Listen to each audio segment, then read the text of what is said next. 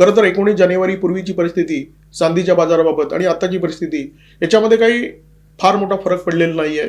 चांदीच्या मागणी पुरवठ्याचं गणित तसंच आहे. मागणीच्या तुलनेमध्ये पुरवठा वाढलेला नाहीये. चांदीचं उत्पादन सुद्धा वाढलेलं नाहीये किंवा ईव्ही सोलार या उद्योगांमध्ये चांदीची जी मागणी आहे ती सुद्धा कमी झालेली नाहीये. एकच मोठा फरक पडलेला आहे आणि तो फरक म्हणजे चांदीमध्ये खूप मोठ्या प्रमाणामध्ये गुंतवणूक करणारा जो सर्वसामान्य गुंतवणूकदार आहे तो काहीसा मागे हटलेला आहे. आपल्यासारखे सर्वसामान्य लोक जेव्हा शेअर बाजारामध्ये गुंतवणूक करतात, जेव्हा कमोडिटी बाजारामध्ये गुंतवणूक करतात, तेव्हा त्यांना होणारा फायदा किंवा तोटा दोन प्रकारचा असतो. एक फायदा आभासी असतो, जो तुम्हाला तुमच्या मोबाईल स्क्रीनवर सतत दिसत असतो. फायदा किंवा तोटा म्हणजे मोबाईलच्या स्क्रीनवर तुम्ही बघितलं तर अमुक गोष्ट मी अमुक भावामध्ये विकत घेतली होती, आता ती त्या भावापेक्षा जास्त आहे, मला फायदा झालेला आहे. आता ती त्या भावापेक्षा कमी आहे, मला तोटा झालेला आहे.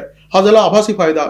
आणि प्रत्यक्षात फायदा केव्हा होतो? एखादी गोष्ट तुम्ही एखाद्या भावामध्ये घेतली आणि चढ्या भावामध्ये विकली, तुम्हाला फायदा झाला. तोट्यामध्ये कमी भावामध्ये विकली तर तुम्हाला तोटा झाला. हे झाले प्रत्यक्ष फायदे.